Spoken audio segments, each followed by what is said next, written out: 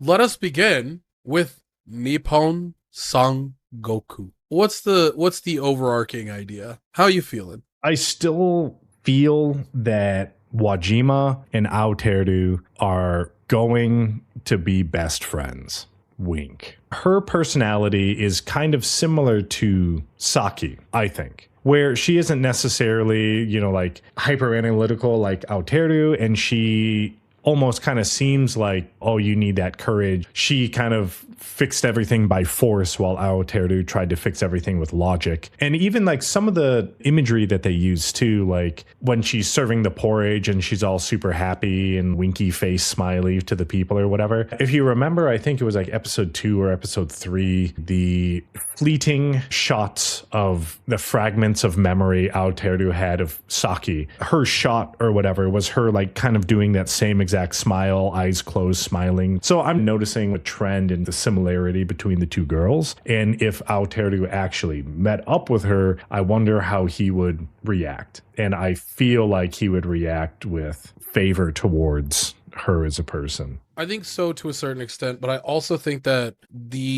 he's not seeing what she's doing now. We are. So we don't get we'll talk about it in the episode because this is actually important. Yeah. There we go. Get it in, Gregory. Nippon Sangoku, episode 4. The episode starts with a recap of what happened last episode, and normally I don't like recaps at the beginning, but I think with Nippon Sangoku, I appreciate it because a lot of the political intrigue happens, and I think it's good that they review it because there is a lot of information going on in these episodes. But then it also says that Aoteru is 18 years old now. But after that, it starts with Yamato, year 60, early spring at 2:23 p.m. with a temperature of -6 degrees Celsius. And Deputy Clerk Machiyama is strung up by a noose, pleading with Aoteru to let him live. And apparently, Aoteru is in charge of enforcing penalties under military law.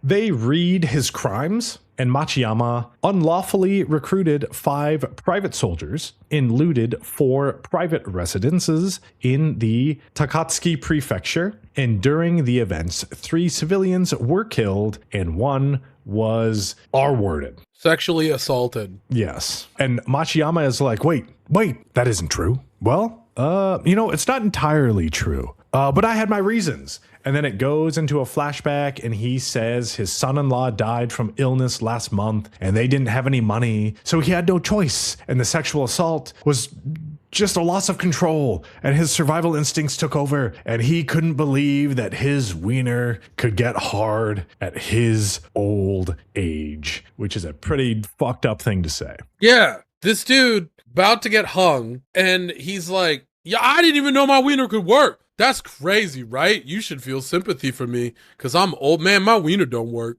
And I appreciate Aoteru being like, brother, you're not saying great things. No, because the guy's like, yeah, man, I just thought it didn't work. But apparently the secret to get it to work is just sexually assault everyone. Like, hey, I'm just going to keep doing it. Just murder people, steal all their stuff, and then sexually assault them. Yeah. Like, what the fuck? But Aoteru is like, well, time to deliver punishment. But Machiyama says Aoteru has only been with the Corps 3 years and has only been an auditor for a few days, and the past auditor would never give the death penalty. And Aoteru is like, those things are true, but he reviewed the logs, and even the most heinous offenders never saw any punishment before. And it's because bribery is rampant here. Machiyama tries to play the buddy card and is like, man, Aoteru, we used to talk strategy, and we'd go out for lunch, and, we talk about Japan-era manga, and I looked at you as my own son. Have you no heart? Aoteru addresses him as a friend and thanks him for everything.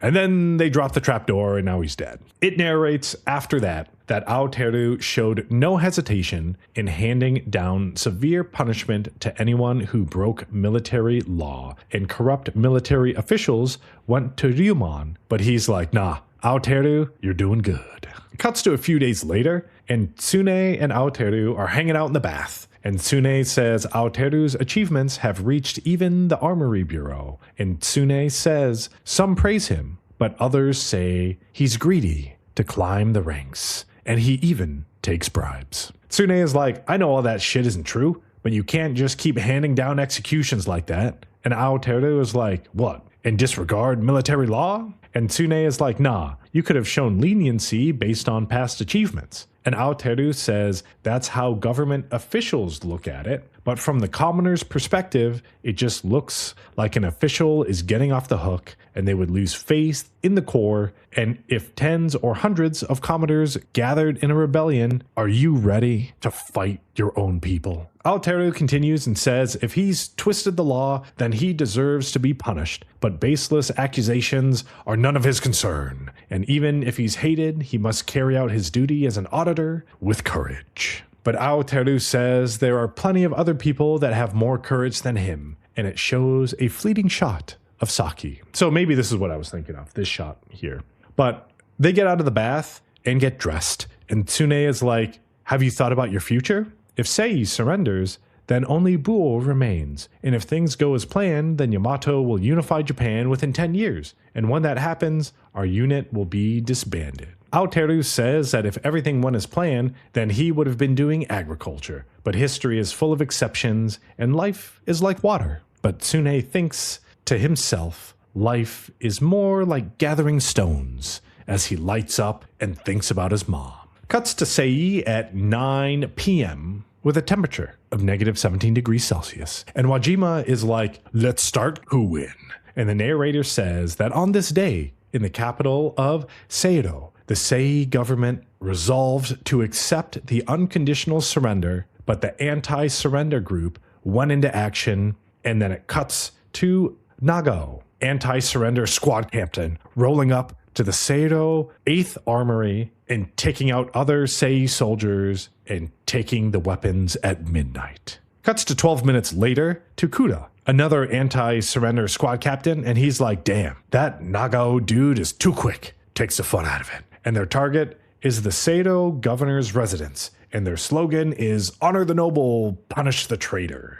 And then it cuts to 12:25 at the Seido governor's residence, and Kudo takes the governor's head. And the narrator says the anti-surrender faction moved through the pro-surrender faction's units, but kept casualties to a minimum, with 5 dead and 14 wounded. Cuts to the Sei president Azami and Wajima, and he recognizes her, and she says they met at her father's funeral. And he's like, oh shit, your father, Byako, was sick. And you're as much as a military strategist as him. Well, how you gonna kill me?